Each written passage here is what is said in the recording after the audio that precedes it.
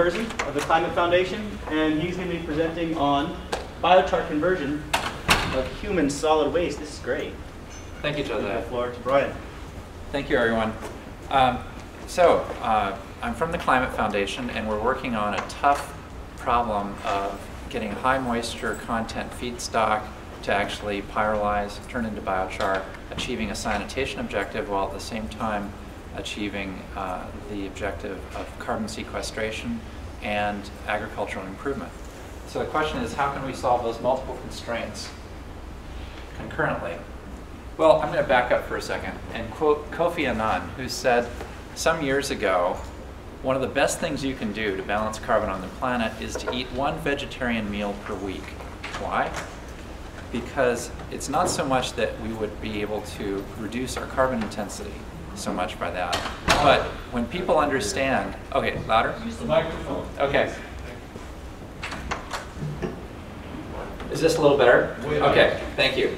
So Kofi Annan said eat one vegetarian meal per week, and the reason he did that was to raise awareness that you could eat sustainably at orders of magnitude less carbon intensity and have meals that actually taste good. And there's a common perception, particularly in Western countries, that you need to have a lot of meat in order to eat sustainably. And one thing I noticed here at this conference, I must commend the entire biochar community here, because we managed to go through the salad and the vegetarian sandwiches faster than any other group I've ever been with. So I'm really encouraged by that empirical data that our meals were actually actively going through and beating the extrapolations on how sustainable we can be. So I'm very encouraged by that little anecdote. So you are what you eat, and this can be very significant. In my research, I found that in the West, the Western diet results in 120 grams of poop per day. In contrast, an unrefined diet that has a lot more vegetables can be as much as 400 grams of poop per day. And this is significant simply because each of those poops end up being 14 to 18 megajoules per kilogram. So there's a lot more megajoules in the unrefined diet than in the refined diet. And my conjecture is that you also have a lot better drying and a lot better rheological properties in that. And that's not the only result that's interesting. It turns out it's a lot healthier as well. Now, if you look, it's been said several times that water is energy. And there are many aspects to that, particularly drinking water and fresh water. It takes a lot of energy to make water. And as a result, those two go hand in hand. So the kilogram of beef requires approximately 20,000 kilograms of water in order to produce. Whereas a kilogram of wheat or other similar grains takes only 200 kilograms of water to produce. The net result is that we have a factor of 100 in carbon intensity and in water intensity when we're eating vegetarian or we're eating meat. And as a result, we can have a very significant impact. In addition, colon cancer is a Western disease, and similar digestive cancers end up being highly correlated with eating meat. So it turns out the net present value of a mostly vegetarian diet ends up being a lower cost to you in your own pocketbook, 100 times less water potentially, and greater longevity and health. My personal experience is my mother died last year of colon cancer, and so I'm acutely aware of colon cancer and other digestive diseases. And I see this as an opportunity to have a net present value for our civilization, to eat healthier, use less carbon, less water, and actually be healthier and lower healthcare costs. So why is that important? Well, it turns out we've got to know all about our raw materials. And equally importantly, I was amazed to learn from the Gates Foundation that 2.5 billion people in the world do not have access to adequate sanitation. Of those, about several hundred million, perhaps 800 million, end up practicing open defecation. And this ends up being one of the biggest health hazards that we have in the world. It's been said that the toilet was the greatest invention because it saved the most lives, simply because it attenuated the spread of disease. So the question is, the Gates Foundation challenge, Reinvent the Toilet challenge, is this: can we sanitize waste for a nickel per poop, doing it without external electricity and without water and do that in a sustainable and reliable way in developing nations. And a number of groups have taken up that challenge, including our group at the Climate Foundation. And when you scale those numbers, we're targeting a community in the near term of around 1,000 people per day. Our first deployment is going to be in the slums of Nairobi. Kibera is an example where there's nearly 1 million people without access to adequate sanitation. All of that poop ends up going in the streets, and there are no sewers.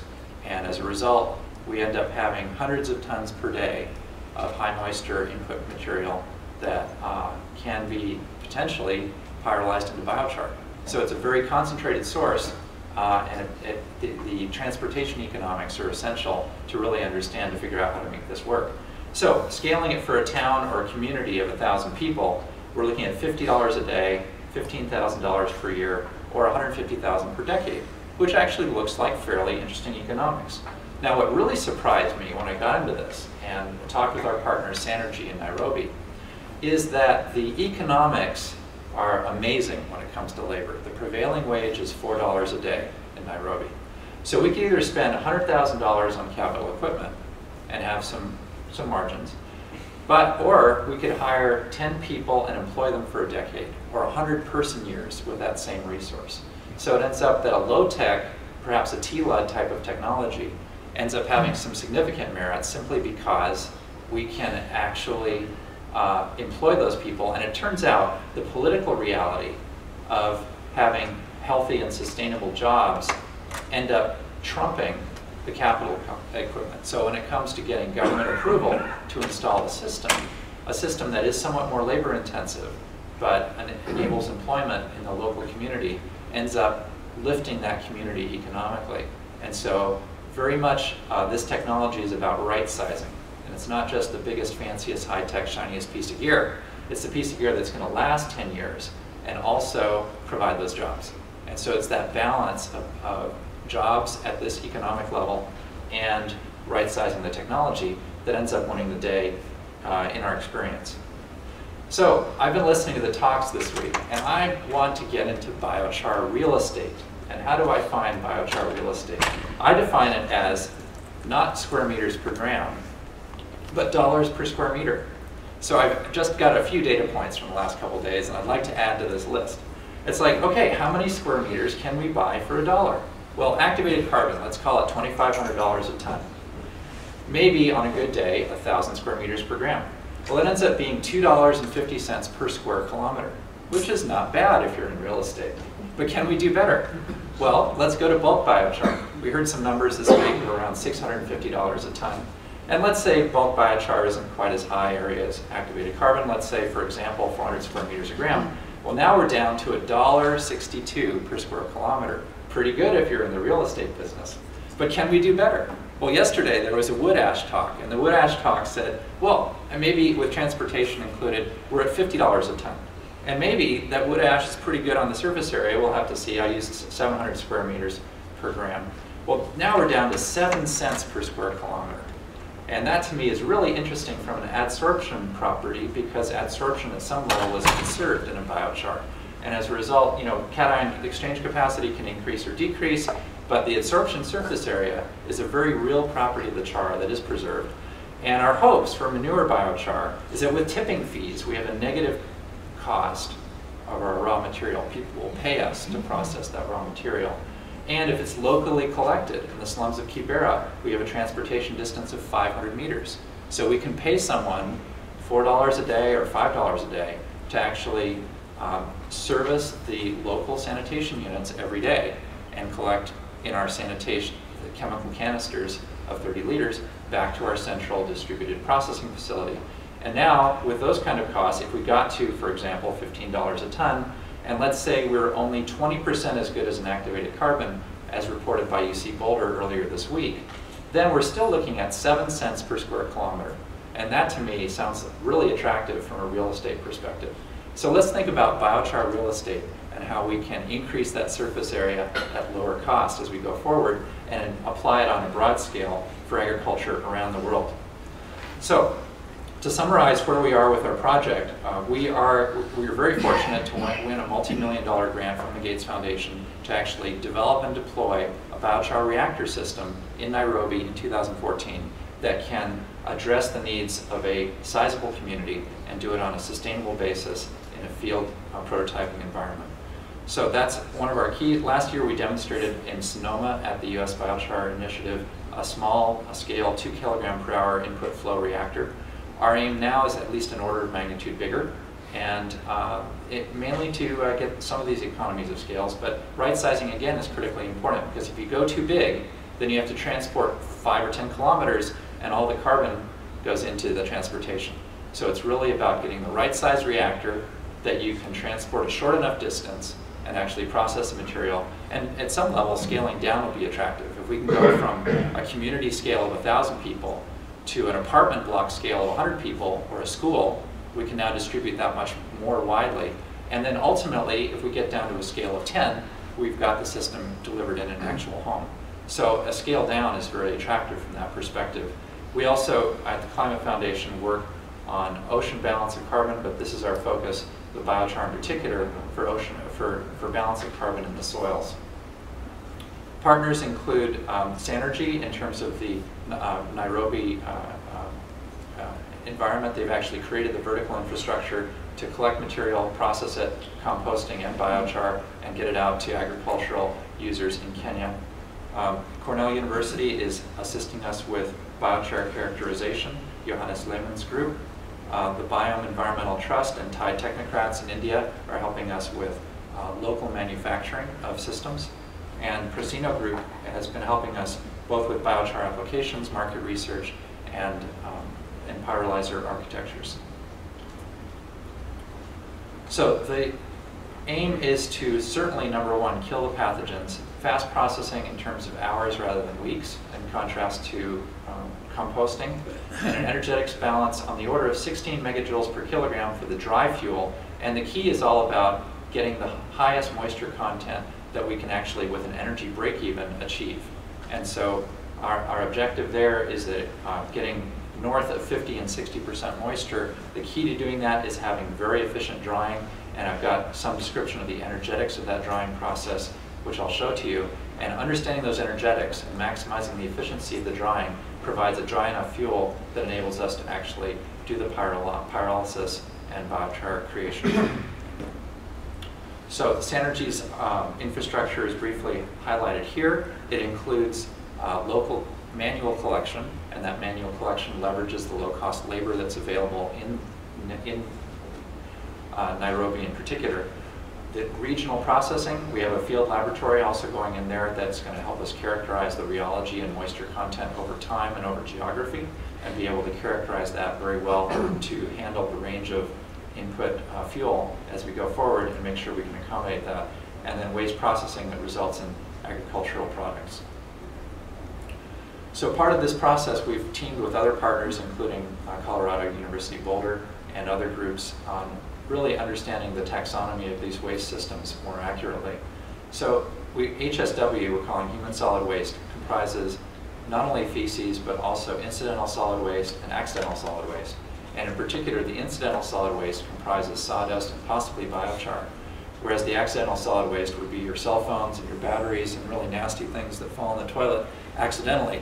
The good news is that our partner Sanergy has measured this, and they're actually negligible quantities of accidental solid waste, with the result that unlike biosolids that you have to process in a Western municipal sewage system that could potentially have heavy metals, our fuel ends up being free of heavy metals, and as a result we've got a much purer stream than would be otherwise present. In addition, the Sanergy system utilizes urine diverting dry toilets, with the result that we can process the urine from a nutrient standpoint completely separately, and that ends up reducing the moisture content and making it more tractable. So this hierarchy in taxonomy is useful. We're not dealing with sewage, and we don't have to deal with much urine because of this urine diverting dry toilet approach. That ends up making the whole system work better. We are targeting a reactor that would be in an ISO shipping container.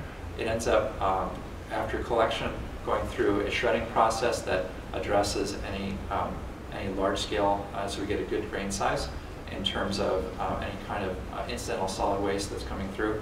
The efficient belt drying is really key because it is actually, the system we've incorporated is actually incorporating the heat of condensation in addition to the evaporation in extracting heat efficiently, and that's key to actually making the energetics work in this process.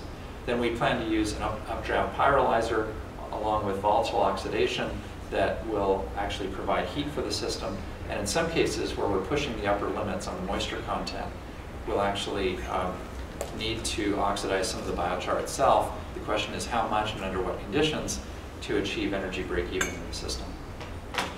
So our phase 1 biochar reactor that we demonstrated last year looks like this. It's approximately 1 meter on a side. It utilizes a turntable. The turntable, we experience some warping as well at higher temperatures, but we have these square piano key style scrapers that end up providing a very good mechanism for offtake of biochar and provided a good substrate for our overall system at approximately 2 kilograms per hour.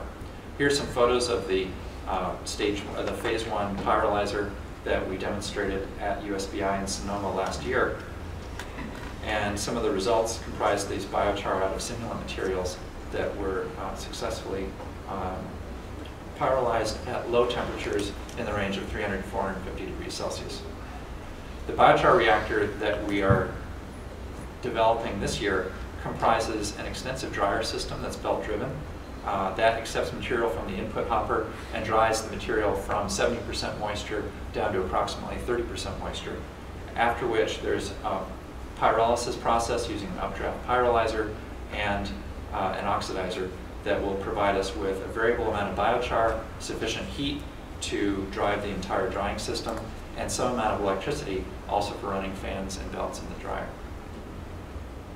At a more detailed level, one of the key aspects of our drying system is that we're actually able to utilize a condensing heat exchanger that takes the evaporated moisture in the exhaust and actually condenses it through a liquid scrubbing process. That liquid scrubbing process ends up capturing about half the heat that we end up using for drying. So a system that can effectively leverage the heat of condensation is really key to managing the drying system accurately and being able to achieve the efficiencies that are necessary. On the right side is a physical diagram of how that system is set up in terms of the air intake, the wet biomass in, and the dried biomass out, and the exhaust of the system. Here's a photograph of one of the belt dryers in operation for a larger scale system. We're scaling down the system by up to an order of magnitude in order to achieve a modular dryer that's able to achieve the efficiencies that we're seeking. And here are the energetics of the poo pyrolysis. In particular, in column 3 or 4, you'll notice that about half of the energy, the dry poo ends up generating about 4.8 megajoules per kilogram, I believe are the units. The water evaporation requires 3.1 megajoules in order to evaporate and boil effectively the 700 grams of water that's involved in the system. So condensing that back out in the drying process through our heat exchange system is key to recovering several megajoules in that process and providing us with, at the bottom, a heat output on the order of at least 1.4 megajoules per kilogram net. So as you can see, the biggest 800-pound gorilla in the room ends up being the water boiling and evaporation, and conversely, capturing that heat of condensation in a drying system that enables us to actually dry the material from 70% down to 30% moisture. So that's what we see as being key, and this system that we're working with for the drying can actually take very low quality heat, even below 100 Celsius, and get very effective drying out of it. So that's one of the key aspects in the design of our system to get the efficiencies up. Now the field lab in Nairobi is actually working with the urine diverting dry toilets right now. We're actually capturing calorimetry, moisture levels. We're getting samples from Synergy toilets on a rotating daily basis to give us the geographic variation, the temporal variation across seasons, and that will give us some detailed information that we can then track with our biochar results, and the Cornell studies will enable us to assess the quality of the biochar and the characteristics. And again, we believe that it's real estate, dollars per square meter, or dollars per square kilometer, as the case may be, that ends up being fairly key in this discussion. So this human hour biochar we hope to characterize well in terms of pH, cation exchange capacity, surface area, and nitrogen retention. We plan to initially do some work in partnering with Kenyan farmers and be able to assess this in more detail. And we see these applications are potentially the smallhold farmers. What we found last year in some of the Sonoma talks, actually, we learned that smallhold farmers, the ones that have the lowest application of fertilizer in some of the smallest and poorest soils, ended up seeing the greatest benefits from biochar in Kenya. And that was a survey of, I think, done with Berkeley and others, over 800 farms. And that's very key because it says that the smallhold farmers are ones that potentially could benefit the most. And so from that perspective, it's very important to have our end users in mind. In addition, Sanergy's been working with commercial farmers and other farmers in getting the system out. In the West, environmental remediation is a key application. And of course, energy markets in Africa are also a central aspect. So from that perspective, we see many uses for this char. In particular, in our particular pipelines, it's a great cover material, it's a great way to manage odor, and it's a great way to filter the liquids that we have and potentially provide a substrate for nitrification from a urine perspective. And finally, it can be a good substrate for doing some of this pyrolysis. So our timeline is this fall, finishing the prototype development, and second, in the first half of next year, we'll be deploying the system and completing the testing. So that's our rough time. In conclusion, our objectives are to, as Professor Johannes Lehmann put last year, build soil capital and do so on a global scale, because when we add carbon to the soil, we're actually building that soil capital for decades, if not centuries to come, ultimately sequestering carbon with biochar as well as increasing productivity while ensuring sanitation for the several billion people that still need access to it. Thank you very much.